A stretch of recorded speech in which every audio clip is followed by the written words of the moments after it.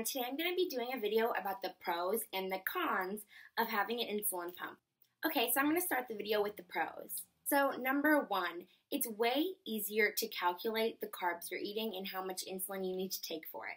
Because when you're on shots, usually you're just like adding the carbs up in your head or using a calculator, and then you have to divide it and all that stuff. Lots of math. I mean, I don't like math, so I didn't like that very much.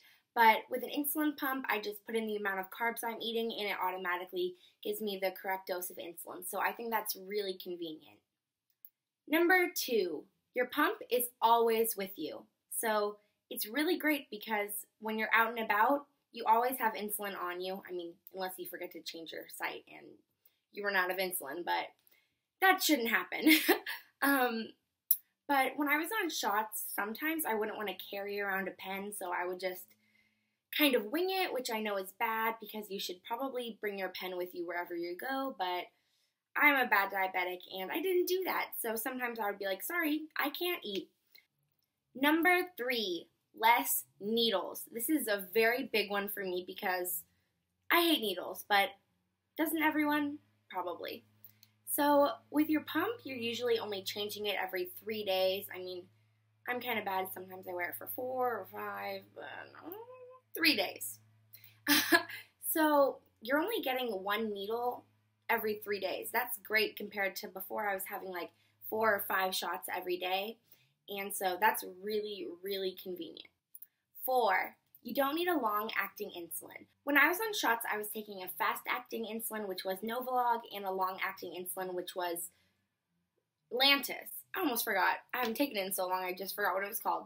So I was on Novolog and Lantus, and Lantus, honestly, it hurt. Like, when I would inject it into me, it would, like, sting. It was not fun at all, and I have the worst memory in the world, so I would probably forget to take it all the time, and I would wake up at, like, 2 in the morning and be like, I forgot to take my Lantus, because I used to take it at night.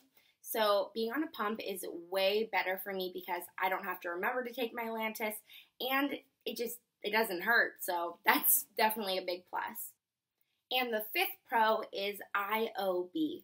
IOB stands for Insulin On Board, and I'm not sure if all pumps have it, but mine does. I have the T-Slim, and I'm pretty sure the Animus has it, but I'm not positive. But basically, IOB is just the insulin that's still in your body, and it's still acting. So say I take 5 units of insulin, and it's an hour later, and my blood sugar's at like 250 or something, and if you were on shots, maybe you would correct it, but with the pump and IOB, it shows how much insulin you have left in your body that still has to work. So if you're at 250, maybe you still have 3.5 units of insulin in you, so it's going to lower it down. So I think that's really, really helpful because it's nice to know what's going on in your body and just how much insulin you still have working. Now, on to the cons. 1, I kind of said it as a pro, but it can also be a con that it's always attached to you.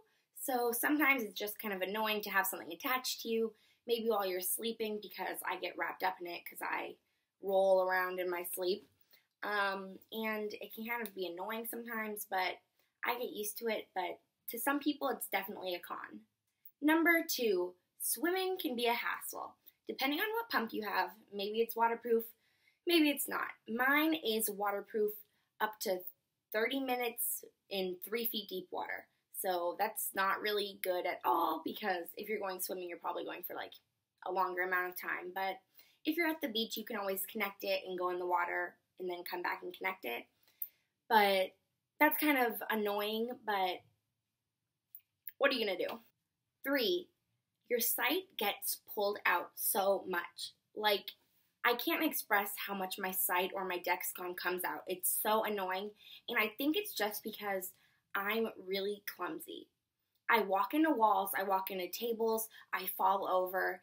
I'm so clumsy. The other day, just a few nights ago, I was walking into my room, and it was around midnight, and my tubing got caught on a doorknob, and my tubing got tied around the doorknob, and I couldn't move. I was, like, stuck to the door. So I had to, like, clip it off my pants and, like, untie it from the doorknob. So that can definitely be annoying. Number 4, you don't know where to put it. Sometimes wearing an outfit, you just don't know where to put your pump.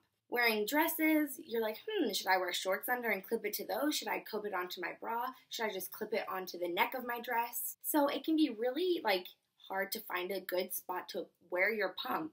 I mean, if you're a boy, it's probably easier. You just put it in your pants pocket, but for a girl, it can definitely be a little confusing where to put it.